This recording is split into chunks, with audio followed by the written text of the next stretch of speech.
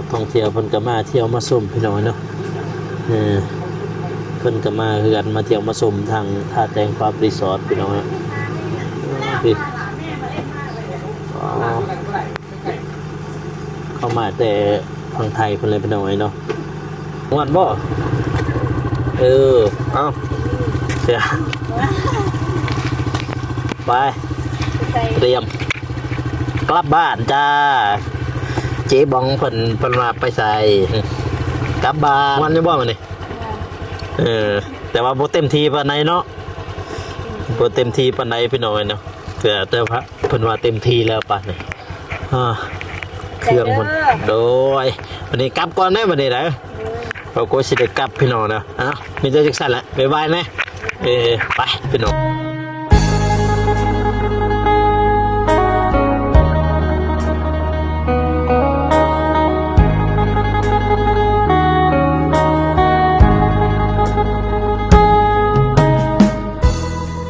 ตัวพี่น้องเลยต่อ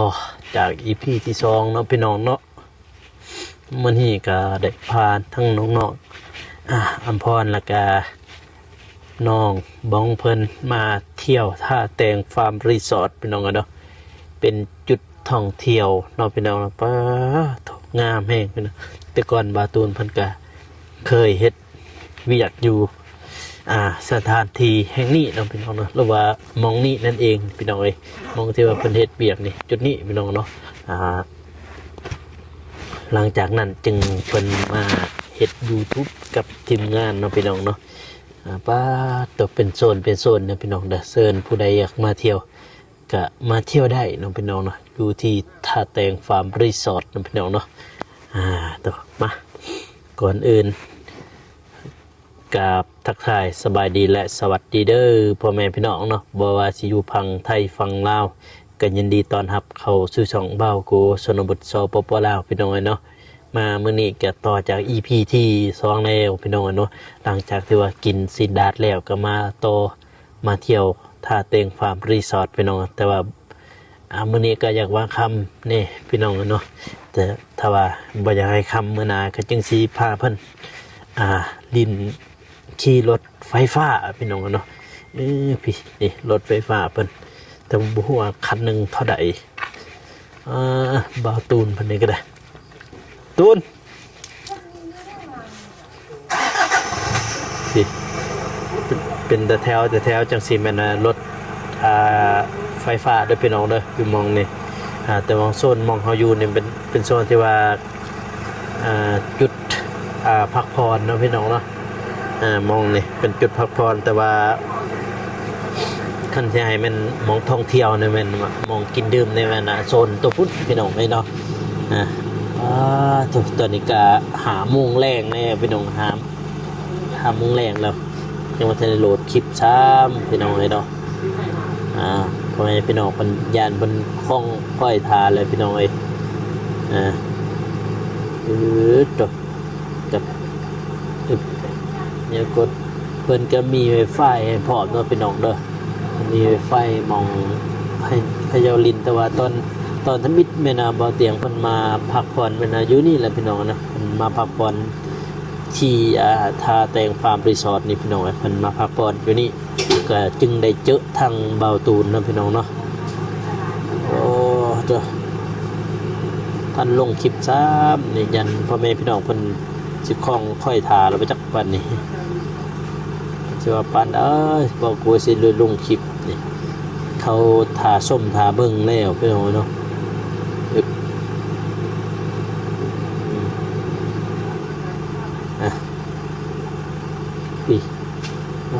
เป็นมองที่ว่าจุดมองท่องเที่ยวของเมืองท่าแตงพี่น้องอยู่นี่ในแขวงเซกองเนาะพี่น้องเนาะหรือว่าท่าแตงฟาร์มรีสอร์ทพี่น้องปูจุดนักท่องเที่ยวเพิ่นก็มาเที่ยวมาชมพี่น้องเนาะเพิ่นก็มาคือกันมาเที่ยวมาชมทางท่าแตงฟาร์มรีสอร์ทพี่น้องพี่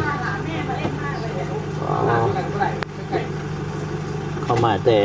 ฝั่งไทยเพิ่นเลยพี่น้องเนาะมาเที่ยวท่าแตงฟาร์ม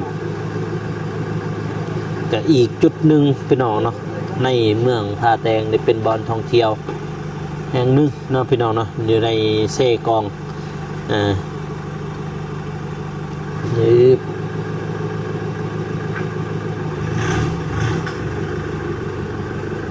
เพิ่นมาแต่ฝั่งไทยเพิ่นเลยพี่น้องเพิ่นมาเที่ยวมาเที่ยวชมเมืองท่าแตงหรือว่าท่าแตงฟาร์มรีสอร์ทโอ้จากสองสาววันจากอยู่หอดไซเลยเดิให้ข้าเจ้าไปเที่ยวลินแล้วก็ถ่ายรูปถ่ายห้อย เพื่อเป็นที่ระลึกเนาะพี่น้องเนาะครั้งหนึ่งได้มาเที่ยว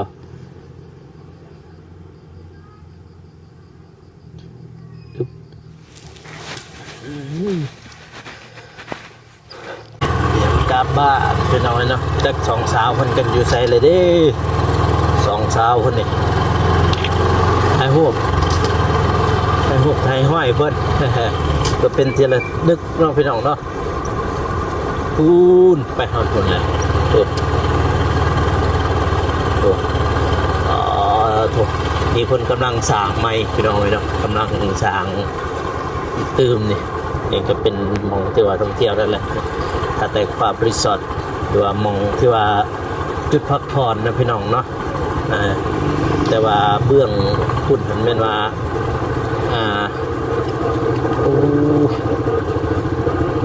เอาม้วนบ่เอาเสียไปเตรียมกลับบ้านจ้าเจ๊บองเพิ่นมาไปใส่กลับบ้านไปจบอยู่หันแล้วก็ต่อเลยก็ได้เจาะฮะ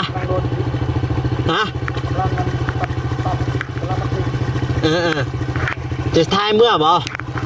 ตูนโอเคไป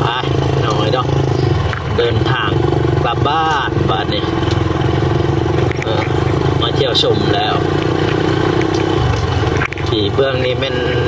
อันนี้พี่น้องมองกินดื่มนี่ทางนี่ปีเปิดนี่โซนนี้มันโซนที่ว่ากินดื่มพี่น้องเนาะดื่มเหล้าดื่มเบียร์เพิ่นทางนี้พี่น้องเนาะแต่ว่ามื้อนี้ก็มาคันบ่มาบ่คำหันมาที่เช้าเลยสิพาขี่เป็ดแล้วก็ขี่รถไฟฟ้าพี่น้องเนาะนี่จบก็ยังหลายอยู่พี่น้องยังเที่ยวบ่ทันจบแต่ว่าอยากคำแล้วพี่น้องต้องนี่กลับเมื่อส่งของน้องเพิ่นพี่น้องเนาะตกดิโอ้ท่าแตงฟาร์มรีสอร์ทมาแต่เก็บกาแฟจบไปมาเนี่ยนี่แหละโอ้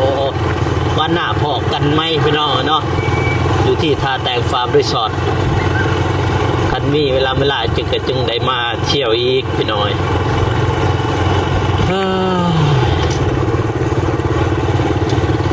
มวนบ่ไปเที่ยวนั่นบ่คักแล้วเนาะทำสีท้ายหูบเลยเนาะทำสีท้ายพี่น้อยหูถ่ายเป็นที่ระลึกพี่น้อยเนาะเป็นที่ระลึกเพื่อครั้งหนึ่งได้มาเที่ยวชมทั้งท่าแตงพี่น้องปูแต่ว่าตอนแรกนี่อากาศก็เริ่มเย็นแล้วพวกแม่พี่น้องเริ่มเย็นเริ่มหนาวแล้วนี่ชด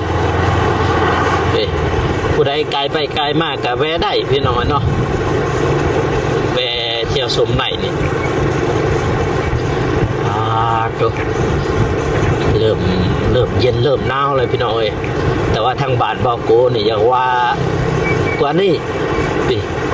ดอกบัวตองก็เริ่มดอกแล้วดอกประมาณฮอดเดือน12นี่น่าจะเบิดแล้วพี่น้อยดอกบัวตองเนี่ยเป็นดอกแต่ย่ำหนาวยำ11-12เลยเนี่ยยำเดือน11-12เลยหนาวเป็นดอกเดือนหนึ่งก็เริ่มแรงแล้วพี่น้องเริ่มแห้งแรงแล้วเดือน1เดือน2เริ่มแรงมาแต่ เก็บกาแฟพี่เส้นทางเขาไปยังบ้านน้องบ้องพี่น้องไอ้ป้อพี่ทางนี่แหละไปยาวต่อเลยอากาศเริ่มหนาวเลยเฮ้ย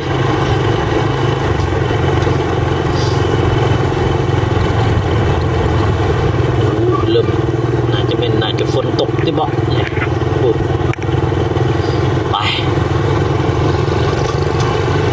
ยาวต่อเลยโถ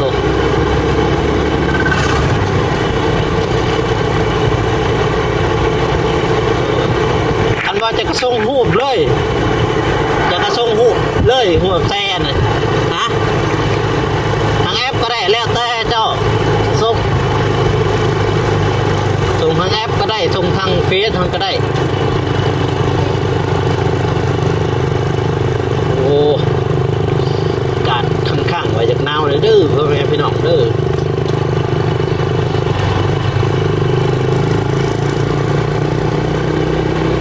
เฮ้ยไปก่อนเด้อเด้อพี่น้องเนาะเดินทางไปก่อนเพิ่น2ผู้เพิ่นน่ะพี่เจ้าเก็บกาแฟพี่น้องเลยบ่ตกพี่น้ำแรงกันจังซี่เลยพี่น้องพี่ที่บอกบ่ตก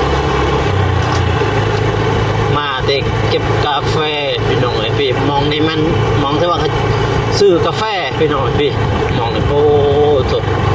ซื้อกาแฟให้บ่ติดราคากันจังซั่นเลยพี่น้องเลยติดแคมป์ทางนี่บรรยากาศยามแรง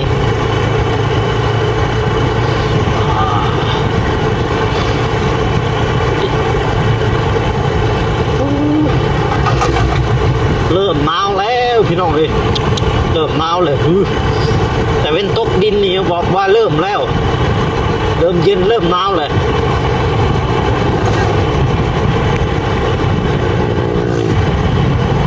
ว้าวหนาวดิเดี๋ยวเจอกันฮอดที่บ้านเลยเนาะพี่น้องเนาะไปจะไทยฮอดบ้านให้พ่อแม่พี่น้องเป็นเบิ้งอีกเติมเนาะฮอดบ้านแล้วพี่น้องเปิดภาพมาบ้านนี้ก็ฮอดบ้านแล้วจากที่ว่ามาแต่เชียวเชลินพี่น้องม้วนอยู่บ้างมันนี่เต็มที่เนาะแต่ว่าบ่เต็มที่ปานใดก็คือยังบ่ได้ลินบ่ได้ขี่รถไฟฟ้ากับ่ได้ขี่เป็ดมื้อหน้าพี่น้องเอ้ยบ้านนี้ว้าโตบรรยากาศยามแลงท้องฟ้าก็จังว่ามืดครึ้มแล้วแต่เป็นตกดินก็เริ่มเย็นเริ่มหนาวแล้วพี่น้องเอ้ยทางบ้านเพิ่นนี่โอ้โจมาจะเที่ยวตะลินพี่น้องเอ้ยตัวบ้านนี่เจ้ามาซื้อกาแฟนี่ไม่แต่บอกกาแฟคักๆทางนี่โอ้ไปทางไหนล่ะบ้านนี่โอ้ในร้านกาแฟน่ะฮะ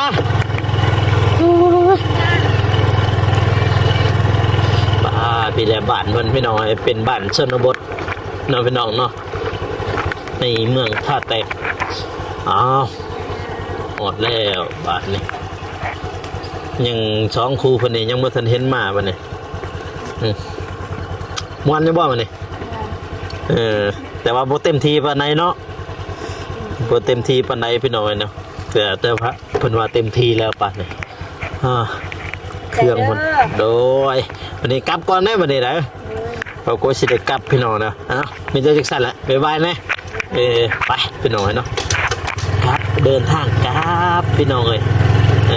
กลับก่อนเด้อพ่อแม่พี่น้องกันเนาะชูประมาณนั้นเลยพี่น้องกันเนาะพี่